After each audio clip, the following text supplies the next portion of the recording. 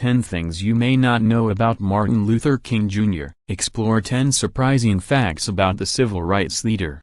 1. King's birth name was Michael, not Martin. The civil rights leader was born Michael King Jr. on January 15, 1929, in 1934. However, his father, a pastor at Atlanta's Ebenezer Baptist Church, traveled to Germany and became inspired by the Protestant Reformation leader Martin Luther. As a result, King Sr. changed his own name as well as that of his 5-year-old son.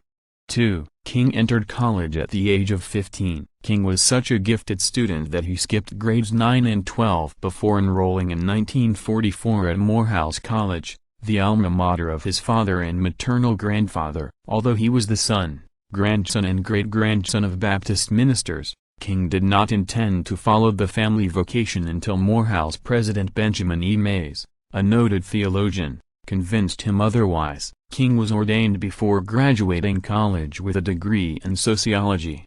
3. King received his doctorate in systematic theology. After earning a divinity degree from Pennsylvania's Crosser Theological Seminary, King attended graduate school at Boston University, where he received his Ph.D. degree in 1955. The title of his dissertation was A Comparison of the Conceptions of God in the Thinking of Paul Tillich and Henry Nelson Weeman. 4. King's "Oh Have a Dream" speech was not his first at the Lincoln Memorial. 6 years before his iconic oration at the March on Washington, King was among the civil rights leaders who spoke in the shadow of the great emancipator during the prayer pilgrimage for freedom on May 17, 1957. Before a crowd estimated at between 15,000 and 30,000, King delivered his first national address on the topic of voting rights. His speech, in which he urged America to give us the ballot, drew strong reviews and positioned him at the forefront of the civil rights leadership. 5. King was jailed 29 times. According to the King Center, the civil rights leader went to jail nearly 30 times. He was arrested for acts of civil disobedience and on Trump-type charges, such as when he was jailed in Montgomery, Alabama, in 1956 for driving 30 miles per hour in a 25-mile-per-hour zone.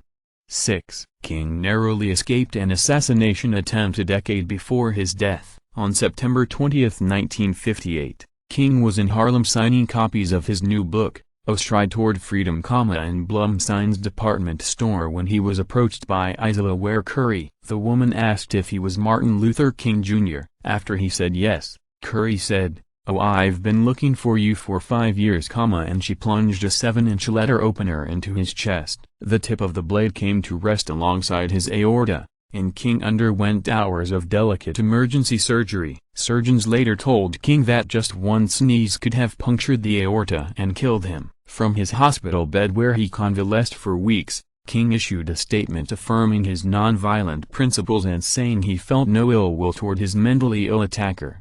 7. King's last public speech foretold his death. King had come to Memphis in April 1968 to support the strike of the city's black garbage workers, and in a speech on the night before his assassination, he told an audience at Mason Temple Church, "Oh, like anybody, I would like to live a long life. Longevity has its place, but am not concerned about that now broken bar. I've seen the promised land. I may not get there with you, but I want you to know tonight that we, as a people, will get to the promised land, and am happy tonight, am not worried about anything, am not fearing any man. Mine eyes have seen the glory of the coming of the Lord." 8. Members of King's family did not believe James Earl Ray acted alone. Ray, a career criminal, pled guilty to King's assassination but later recanted. King's son Dexter met publicly with Ray in 1997 and argued for the case to be reopened. King's widow, Coretta, believed the mafia and local,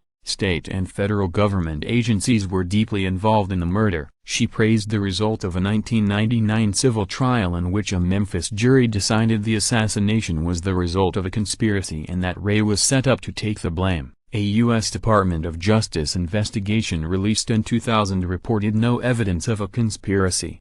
9. King's mother was also slain by a bullet on June 30, 1974. As 69-year-old Alberta Williams King played the organ at a Sunday service inside Ebenezer Baptist Church, Marcus Wayne Chino Jr. rose from the front pew, drew two pistols and began to fire shots. One of the bullets struck and killed King, who died steps from where her son had preached nonviolence. The deranged gunman said that Christians were his enemy and that although he had received divine instructions to kill King's father, who was in the congregation, he killed King's mother instead because she was closer. The shooting also left a church deacon dead. Chennault received a death penalty sentence that was later changed to life imprisonment, in part due to the King family's opposition to capital punishment. 10. George Washington is the only other American to have had his birthday observed as a national holiday. In 1983, President Ronald Reagan signed a bill that created a federal holiday to honor King. The holiday, first commemorated in 1986, is celebrated on the third Monday in January, close to the civil rights leader's January 15th birthday.